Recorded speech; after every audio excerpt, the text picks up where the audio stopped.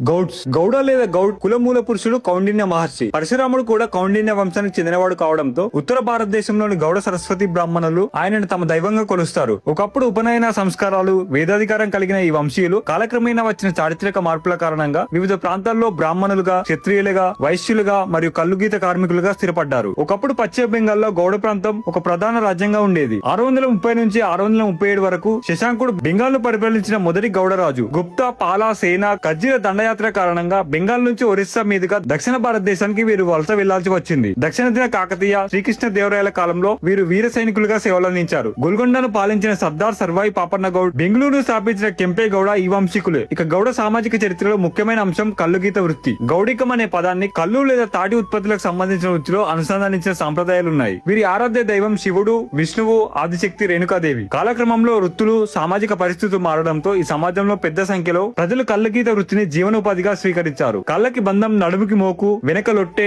పక్కన కత్తుల పొది, పాములు, తేళ్లను సైతం లెక్క చేయకుండా నిత్యం చెట్లెక్కుతూ కష్టపడి కళ్ళు గీస్తూ అదే వృత్తితో తమ జీవనాన్ని సాగిస్తూ మనకు కళ్ళందించే ప్రతి గౌడనకు మనస్ఫూర్తిగా సెల్యూట్. ఈ రీల్ ని ప్రతి గౌడనకు షేర్ చేయండి.